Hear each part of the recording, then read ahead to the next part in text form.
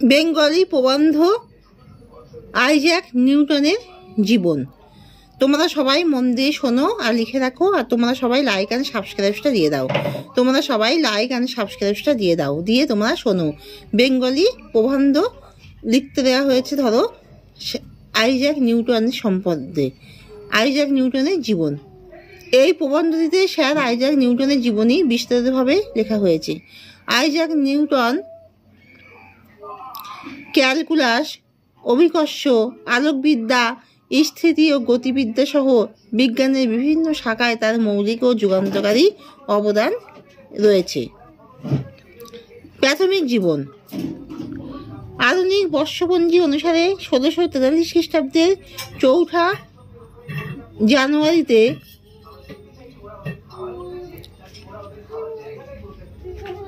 জানুয়ারিতে Isaac Newton জন্মগ্রহণ করেন। তার জন্মস্থান লিঙ্কন শায়ারের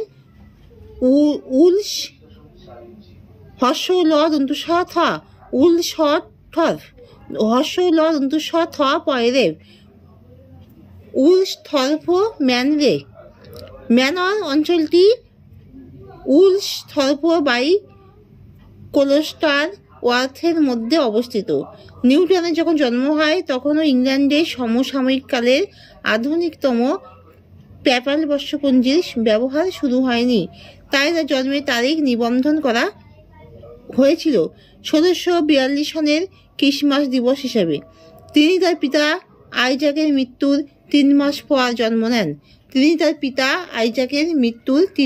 পর জন্ম নেন। তার বাবা গ্রামের একজন সাধারণ কৃষক ছিলেন। জন্মের সময়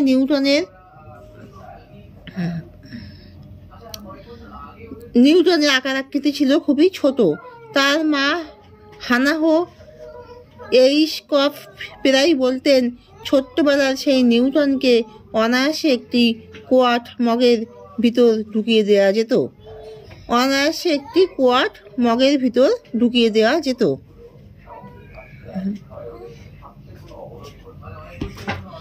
তার 3 বছর বয়সে তার মা আরেকটি বিয়ে করেন এবং নতুন স্বামী রেভারেন্ড বার্নাবাউস স্মিথের সাথে বসবাস করতে থাকেন। এ সময় নিউটন তার মায়ের সাথে ছিলেন না। নানি মার্গারি এইসকপের তত্ত্বাবধানে তার দিন কাটতে থাকে। নিউটন তার সৎ বাবাকে পছন্দ করতে পারেননি। তার মা এই লোককে বিয়ে করেছে বলে মায়ের প্রতি তার কিছুটা ক্ষোভও ছিল। নিউটন তার 19 বছর বয়স পর্যন্ত করা পাপ কাজগুলোর একটি তালিকা প্রকাশ করেছিলেন। সেই তালিকা থেকে মায়ের প্রতি তার সেই ক্ষোভের প্রমাণ পাওয়া যায়।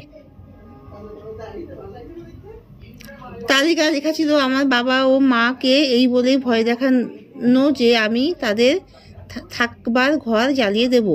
তালিকায় লেখা ছিল, আমার বাবা ও মাকে এই বলে ভয় দেখানো যে আমি তাদের থাকবার ঘর জ্বালিয়ে দেব। নিউটনের প্রাথমিক শিক্ষা সম্পন্ন হয় বাড়ির পাশের এক ক্ষুদ্রায়তন স্কুলে। 12 বছর বয়সে তাকে গ্যানথামের ব্যাকরণ স্কুলে পড়ানোর জন্য পাঠানো হয়। সেখানে তিনি এক ঔষধ প্রস্তুতকারক ও বিক্রেতার বাড়িতে থাকতেন। এই স্কুলে নিউটন ছিলেন অপ্রতিদ্বন্দ্বী, যা থেকে তার মেধার পরিচয় পাওয়া যায়। প্রাথমিকভাবে তার সাথে কেউ না পারলেও একসময় আরেকটি ছেলে তার সাথে ভালো প্রতিযোগিতা করতে সমর্থ হয়েছিল। স্কুল জীবনে প্রথম থেকে নিউটনের সবচেয়ে বেশি ঝোঁক ছিল বিভিন্ন ধরনের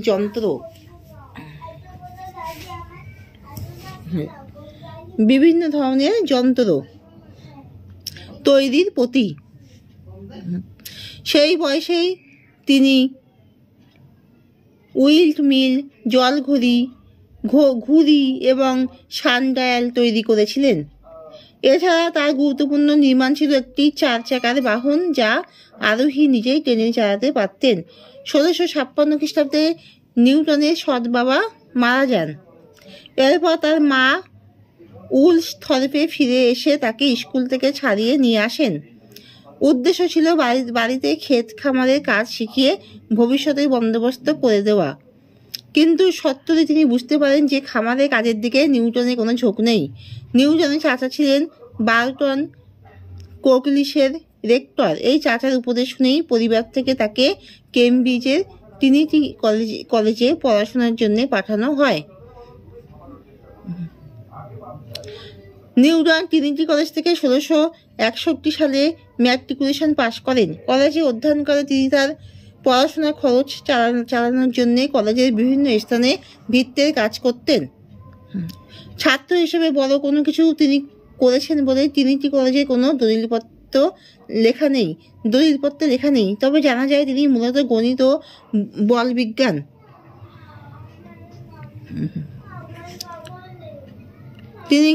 বলবিজ্ঞান বিষয়ে অধিক পড়াশোনা করেছিলেন। ট্রিনিটি কলেজে প্রথমে তিনি কেপলারের আলোকবিজ্ঞান বিষয়ক সূত্রের উপর অধ্যয়ন করেন।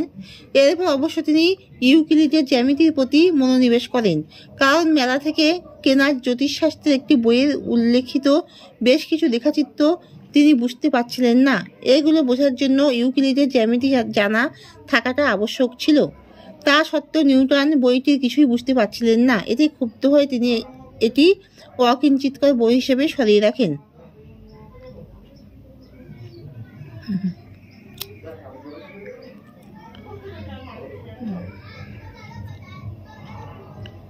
কিন্তু পরবর্তীকালে তার শিক্ষক আইজাক বারো তাকে বইটি আবার পড়তে বলেন। বইটিতে লেখা ছিল ডেকার্টের জ্যামিতিক গবেষণা ও কর্মের উপর। স্নাতক শিক্ষা গ্রহণকালে নিউটন একটি ছোট বইয়ের তাক বা এ ধরনের কোনো স্থানে তার সব বই সাজিয়ে রাখতেন। সেই তাক থেকে নিউটনের সে সময় লেখা বেশ কিছু নিবন্ধ পাওয়া যায়। এই লেখাগুলোর বিষয়ের মধ্যে রয়েছে কৌণিক বিভাজন, বক্রসমূহের বর্গকরণ, সঙ্গীতের অনন্য সুর সম্বন্ধে কিছু গাণিতিক হিসাব, ভিয়েটা এবং ভ্যান স্কুটেনের জ্যামিতিক সমস্যা, ওয়ালিস রচিত এরিথমেটিক অফ ইনফিনিটিস বইয়ের উপর কিছু মন্তব্য, গলীয় আলোক গ্লাসের ঘর্ষণের ফলাফল, লেন্সের ত্রুটি এবং সকল ধরনের মূল বের করা সূত্র। 1965 খ্রিস্টাব্দে স্নাতক ডিগ্রি লাভের প্রাক্কালেই নিউটন তার বিখ্যাত দ্বিপদী উপপাদ্য বিষয়ক সূত্র প্রমাণ করেন এবং একই সাথে ফ্রাকশনের পদ্ধতি আবিষ্কার বিষয়ক প্রথম তত্ত্ব প্রদান করেন। ট্রিনিটি কলেজের এই দিনগুলো তার জন্য খুবই গুরুত্বপূর্ণ ছিল, কিন্তু 1665 সনে কেমব্রিজ এবং লন্ডনে প্লেগ রোগ মহামারী আকার ধারণ করে। এর ফলে কলেজ অনির্দিষ্টকালের জন্য বন্ধ ঘোষণা করা হয়। নিউটন লিঙ্কনশায়ারে তাদের খামার বাড়িতে ফিরে যান।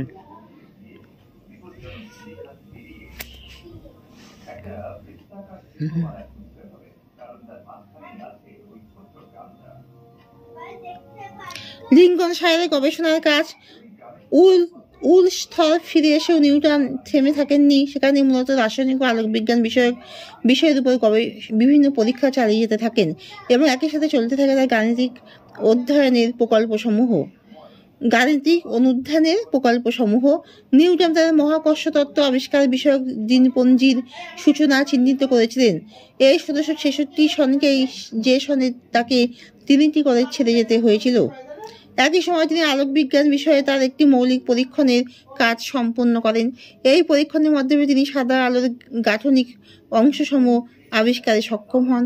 আলোকবিজ্ঞান বিষয়ে তার প্রাথমিক এই কাজ সম্বন্ধে নিউটন নিজেই মন্তব্য করেছেন।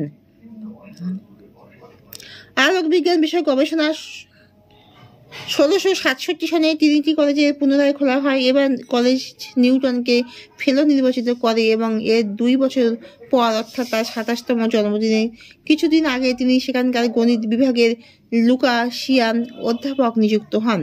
তার আগে ট্রিনিটি কলেজের এই পদে অধিষ্ঠিত ছিলেন তারই বন্ধু ও শিক্ষক ডক্টর বারো। তখনকার সময়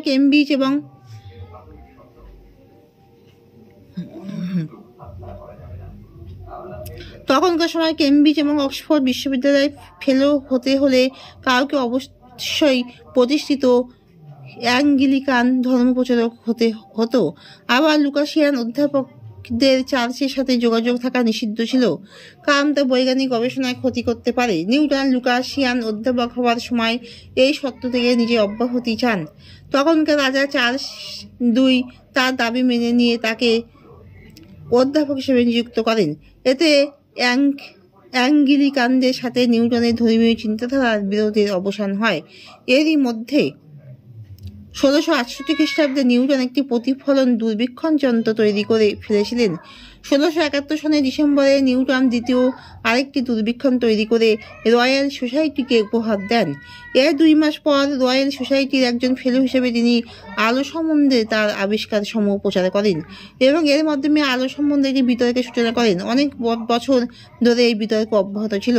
এই বিতর্কে অংশ নিয়েছিলেন Robert Hooke, Lucas, Linus Pauling এবং আরও অনেকে।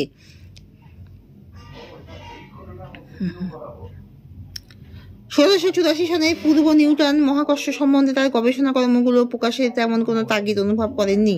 এর মধ্যে হুক, এডমুন্ড হ্যালি এবং স্যার ক্রিস্টোফার রেন মহাকর্ষ সম্বন্ধে বিভিন্নভাবে কিছু তত্ত্ব বা তথ্য আবিষ্কার করেছিলেন, যদিও তারা কেউই গ্রহের কক্ষপথ সম্বন্ধে কোনো সুনির্দিষ্ট তথ্য প্রদানে সক্ষম হননি।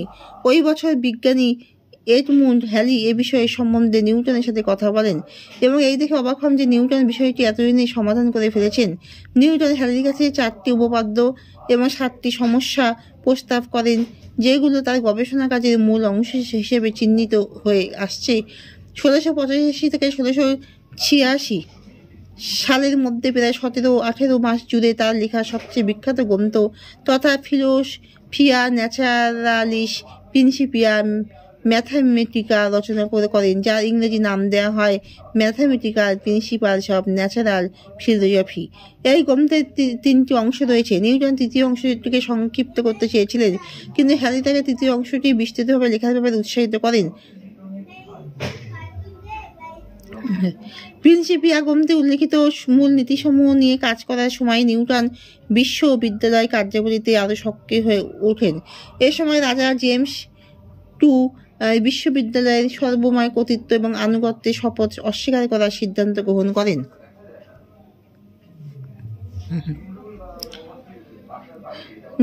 নিউটন তার এই সিদ্ধান্তে প্রতিবাদ ও বিরোধিতা করায় কেমব্রিজ থেকে সংসদ সদস্য নির্বাচিত হন।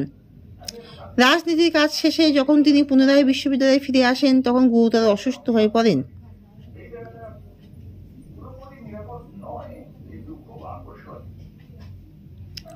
এই অসুস্থতার কারণে 1692 থেকে 1693 সনে তিনি প্রায় সকল কর্মে অক্ষম ছিলেন। এর ফলে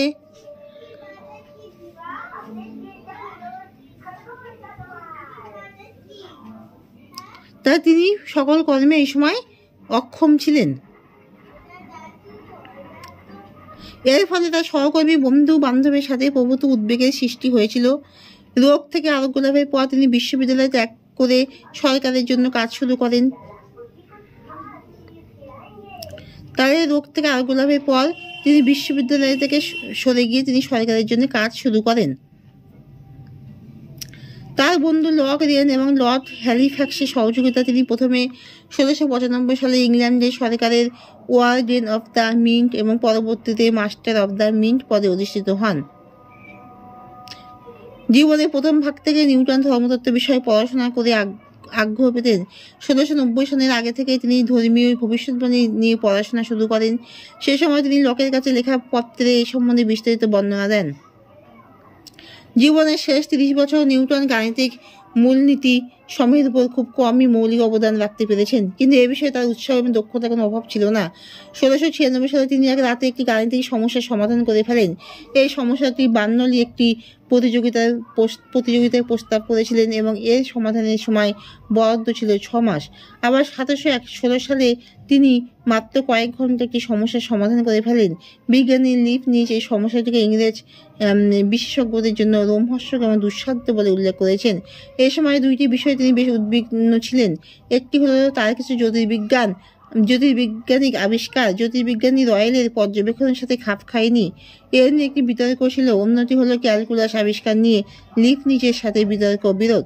তিনি প্রিন্সিপিয়া গ্রন্থটিকে পুনরায় সংশোধন করেন। 1713 খ্রিস্টাব্দে নতুন সংস্করণ শুরু হয়। 1725 খ্রিস্টাব্দে নিউটনের স্বাস্থ্যের ব্যাপক অবনতি হয়। 1727 সনের ফেব্রুয়ারি মাসে তিনি শেষবারের মতন রয়্যাল সোসাইটির সভাপতি হিসেবে কার্য পরিচালনা করেন এবং 1727 খ্রিস্টাব্দে 19 মার্চ 85 বছর বয়সে তার মৃত্যু হয়।